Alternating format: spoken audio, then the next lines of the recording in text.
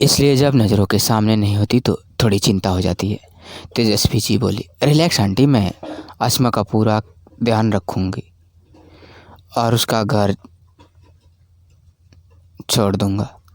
Aunty आपने call किया तो मैं आपकी परमिशन चाहता था। हाँ बेटा। बोली, कैसी परमिशन? तेजस्वी जी बोली, एक्चुअली आंटी मैं मॉम के लिए कुछ शॉपिंग करके उन्हें सरप्राइज करना चाहता था, तो क्या मैं आसिमा को अपने साथ ले जा सकता हूँ? पर्ता भाभी और प्रतिष्ठा भाभी अक्सर बताती हैं कि आसिमा का कपड़ों को लेकर टेस्ट बहुत अच्छा है। हाँ हाँ बेटा, ज़रूर ले जाओ। आज वैसे घर पर ज़्यादा कोई काम नहीं है, शादी के फंक्शन तो कल से ही स्टार्ट होंगे। तेजस्वी जी बोली, थैंक यू आंटी। इतना बोल अरशद जैसे ही फ़ोन रख कर आशी की तरफ देखता है, आशी कार में नहीं थी। वो देखता है आशी रोड पर चली जा रही है और सामने से एक ट्रक आ रहा है। अरशद दौड़ कर जाकर आशी को हटाता है। आशी, तुम होश में तो हो? पागल हो गई हो? अरशद चिल्लाते बोला। हाँ हाँ हाँ, पागल हो गई हूँ, जब से तुमसे प्यार किया है पागल हो गई हूँ, आशी चिल्लाते बोली। आशी, बचपना मत करो, कार में बैठो। अरशद गुस्से में बोला। बचपना? मैं बचपना कर रही हूँ तो तुम यहाँ इस बच्चे के साथ क्या कर रहे हो? जाओ, तुम लंदन जाओ, ऑस्ट्रेलिया जाओ, चाहे मनाली जाओ, जहाँ जाना है जाओ। मैं हूँ ही कौन जो तुम मुझे कुछ बताओगे? मैं जीऊँ या मरूँ तुम्हें क्या? Mister Harshad Mehta, let's me clear you, आपके सामने जो ये 5 फुट की लड़की खड़ी है, ये कोई बच्ची नहीं बल्कि एक 21 साल की लड़की है जो कभी आपसे बेपनाह प्यार करती थी। प्यार करती थी से क्या मतलब है तुम्हारा आशी? अब प्यार नहीं है। अरशद गुस्से में आशी को उसके कंधे से पकड़कर अपने करीब करके गुस्से में पूछता है। प्यार? कैसा प्यार अरशद? हम इतने वक्त बाद तुमसे मुंबई में मिले थे, नो डाउट हमने बहुत अच्छा टाइम स्पेंड किया, पर तुमने क्या किया? दिल्ली वापस आने के बाद तुम लंदन चले गए, मुझे बताना भी जरूरी नहीं समझा। बाइक के एक्सीडेंट वक्त वापस आए और फिर ऑस्ट्रेलिया चले गए, मुझे बिन बताए। वहाँ से आप मनाली गए और मुझे फिर नहीं बताया। जब तुम मुझे कुछ बताते ही नहीं हो तो फिर कैसा प्यार?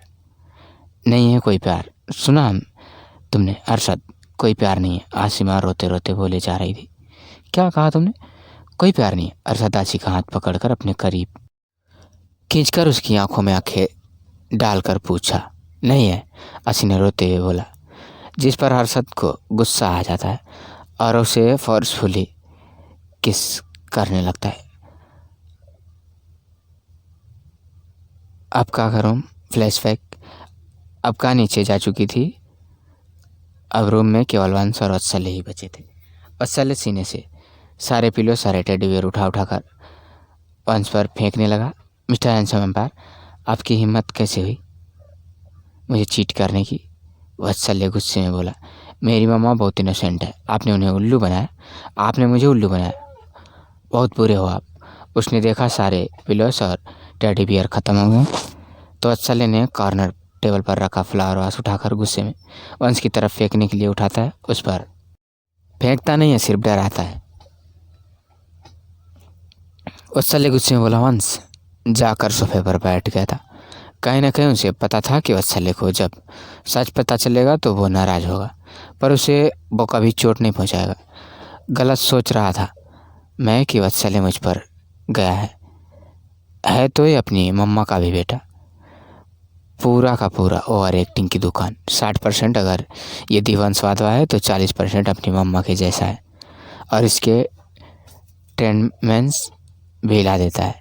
इतना सोच अपना सर, आप मुझको मम्मा से दूर करना चाहते हो, इसलिए आपने मेरा सारा सामान भी मम्मा के रूम से हटा दिया, पर आप जो चाहते हो वो मैं हरगिज नहीं होने दूंगा, समझे आप मिस्टर हैंडसम एम्पायर? वत्सल्य उसको फिंगर पॉइंट करके बोला। वंश को तो इस वक्त उसमें लिटिल डेविल नजर आ रहा था। पता नहीं मैं दो अब का कैसे हैंडल कर पाऊंगा। वंश फिर मन में बोला, आज से आप मिस्टर हैंडसम एम्पायर नहीं हो, आप सिर्फ और सिर्फ मिस्टर वेम्पायर हो, और मैं मम्मा को लेकर यहाँ से चला। It's is enough enough. No more words Vatsalya. Vatsalya आगे कुछ बोलता है कि वंश ने उसे बीच में ही बोल पड़ा। अब काको मुझसे दूर करने के बारे में सोचना भी मत। मैं उससे बहुत प्यार करता हूँ, पल भर के लिए भी उससे दूर नहीं रह सकता। ना मैं उसे खुद से दूर जाने दूंगा, ना मैं तुमको खुद से दूर करूंगा। वंश वत्सल्य के करीब आकर उसके कंधे पकड़ कर बोला। इस पल वंश की आंखों में नमी थी। इतनी सी बात बताने में आपने इतना टाइम वेस्ट कर दिया।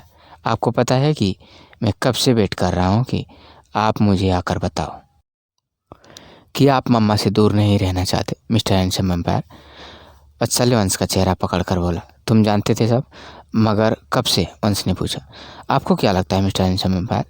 ये बोलते वक्त वत्सल्य के फेस पर बहुत प्यारी स्माइल थी। बोलो ना चैम, कब से जानते थे तुम सब? वंश ने वत्सल्य को अपनी गोद में बैठाते हुए पूछा। ओह मिस्टर हैंडसम एम्पायर, मैं उनका बेटा हूँ, उनके साथ रहता हूँ, तो मुझे कैसे पता नहीं चलेगा? 9 डेज वो मेरे साथ कैंप में थी। एक दिन मेरे फ़ोन में कुछ प्रॉब्लम हो गई थी, तो मैं मम्मा का फ़ोन यूज कर रहा था, तो मैंने उसमें आपका मैसेज देखा कि कैसे आप उनको धमकी देकर अपने पास बुला रहे थे। उसमें आपकी और मम्मा की फ़ोटोज़ भी देखी। मम्मा खुश थी आपके साथ। फिर वत्सल्य वंश को सब बता देता है कि उसने उनको कितनी बार साथ हंसते मुस्कुराते बात करते देखा है। मिस्टर हैंडसम एम्पायर, आप जल्दी से मम्मा से शादी कर लो, मैं आपको परमिशन दे रहा हूँ। बहुत मुश्किल से उस अभय दीवान को आप दोनों के बीच से हटाया है, इससे पहले और कोई पंगा हो। वत्सल्य बोला। और वैसे भी आप तो मम्मा के लिए मेरी फर्स्ट चॉइस थे। आप स्ट्रांग हो और आप हमेशा मम्मा को प्रोटेक्ट करते हो, और सबसे बढ़कर आप मेरे मिस्टर हैंडसम एम्पायर हो। और आप ही तो हो जिसकी वजह से मैं इतनी सारी ट्रेनिंग्स को ले पा रहा हूँ, और आगे भी मुझे आपका सपोर्ट चाहिए होगा, तो उसके लिए आपको मम्मा से शादी करनी पड़ेगी। पर मैं आपसे गुस्सा हूँ मिस्टर हैंडसम एम्पायर, आपने मम्मा के कमरे में मेरा सामान क्यों उठाया? क्या आप मुझे और मम्मा को अलग करना चाहते हो? वत्सल्य थोड़ा उदास होते हुए बोला। इस पर वंश वत्सल्य को गोद में उठाकर उसके रूम में ले जाता है, जो उसने वत्सल्य के लिए रेडी करवाया था। वत्सल्य जब उस रूम को देखता है तो देखता ही रह जाता है। उस रूम का पूरा वत्सल्य की चॉइस के अकॉर्डिंग रेडी करवाया गया था। उसमें उसकी डेली यूज की हर चीज़ मौजूद तो थी ही, साथ ही कुछ ऐसे इंस्ट्रूमेंट, कुछ ऐसे गैजेट्स भी थे जो उसकी ट्रेनिंग से जुड़े थे, जिसकी प्रैक्टिस वो घर पर भी कर सकता था। वैसे भी वत्सल्य घर पर जब भी होता था बोर ही होता था। तभी वंश ने टेबल पर से एक रिमोट उठाया जिससे उसके रूम में पार्टीशन हो गया। अब अगर कोई रूम को देखता तो उसे यह कमरा किसी 4.5 साल के बच्चे का ही लगता। वत्सल्य तो ये सब देखकर इतना खुश था कि उससे कुछ बोला ही नहीं जा रहा था। अब बोलो वत्सल्य, अकेले रहना है या मम्मा के रूम में वापस पहले की तरह शिफ्ट कर दूं? वंश ने उसके बाल बिगाड़ते बोला। Thank you mister handsome empire. Vatsalya Vansh के गले लग जाता है। तुम्हारे लिए एक और सरप्राइज है, पर उसके लिए तुम्हें घर के बाहर चलना पड़ेगा। वंश बोला। दोनों घर के बाहर आ जाते हैं। सामने एक ब्लैक कलर की कार थी। वत्सल्य, आज से ये कार तुम यूज करोगे, और ये श्रेय है ऐसे बॉडीगार्ड, ये हर वक्त तुम्हारे साथ रहेगा, तुम्हें स्पेशल ट्रेनिंग भी देगा। साथ ही वैसे तो श्रेय खुद भी अभी 16 साल का ही था और ऑनलाइन पढ़ाई कर रहा था, पर 4 साल की उम्र से ही उसने बहुत सारी ट्रेनिंग ली थी, और अभी के लिए वो वत्सल्य के लिए बिल्कुल सही था। Flashback finished. हर्षद हाईवे पर हर्षद आशी को किस करते कार से सटा देता है। अरशद ने एक हाथ से उसके दोनों हाथ को उसके पीछे जकड़ रखा था, और उसका दूसरा हाथ आशी की गर्दन के पीछे था। अरशद आशी के होठों को रफली किस कर रहा था, उसे बाइट कर रहा था। ऐसा लग रहा था जैसे वो उसके होठों को पी जाना चाहता। करीब 15 मिनट बाद जब आशी को सांस लेने में प्रॉब्लम होने लगी, तब कहीं जाकर अरशद अपना चेहरा आशी के चेहरे से दूर करता है, पर खुद आशी से दूर नहीं जाता। हर्षद आशी की आंखों में देखता है।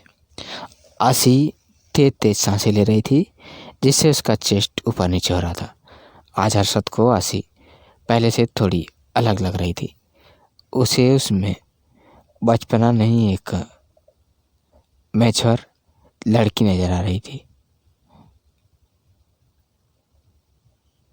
अरशद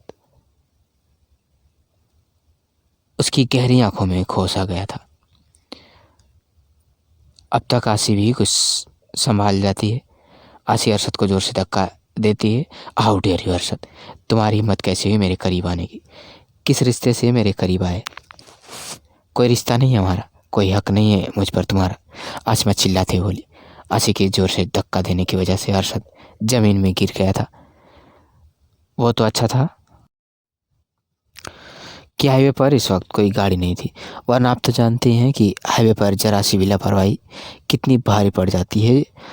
और ये मत भूलो कि जिस लड़की के करीब तुम अभी आ रहे हो वो कोई राह चलती लड़की नहीं है। दीवांश वाधवा की बहन आसिमा तेजस्वी यश वाधवा है। आसी के फेस पर अरशद को धमकी और बातों में एटीट्यूड साफ साफ नजर आ रहा था। भाई अब इतना ईगो और एटीट्यूड तो बनता है। आखिर आसिमा कोई आम लड़की नहीं, दीवांश वाधवा की बहन और वाधवा खानदान की बेटी है। आसी की बातें अरशद को गुस्सा दिला रही थी। अरशद आसी को कस के पकड़कर एक बार फिर से कार से सटा देता है। अरशद यू हर्टिंग में, आसी चिल्लाते हुए बोली।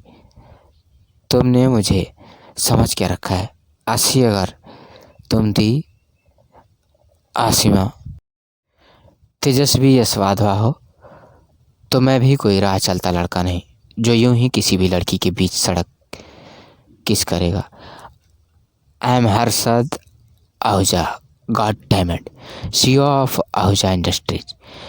तो मुझे अपना ये एटीट्यूड मत दिखाना। और ये मत भूलो आसी, मैं तुम्हारे नहीं, तुम मेरे करीब आई थी। तुम मेरी पसंद नहीं थी आसी, तुमने मुझे अपनी पसंद बनाया। तुमने मेरा प्यार से रब्ता कराया। तो अब मुझसे दूर जाने के बारे में सोचना भी मत। अरशद एक शब्द गुस्से में चबाते हुए बोला था। आसी अरशद से डर रही थी। अपना गुस्सा कंट्रोल करता है, थोड़ा ढीला छोड़ता है। जैसे तैसे करके अरशद और उसका हाथ, अरशद अपना माथा आसी के माथे से जोड़ता है। मुझसे दूर मत जाना आसी, वरना मैं टूट जाऊंगा, बिखर जाऊंगा, मैं मर जाऊंगा। तो दोस्तों ये थी हमारी आज की कहानी। उम्मीद करते हैं आपको पसंद आई होगी।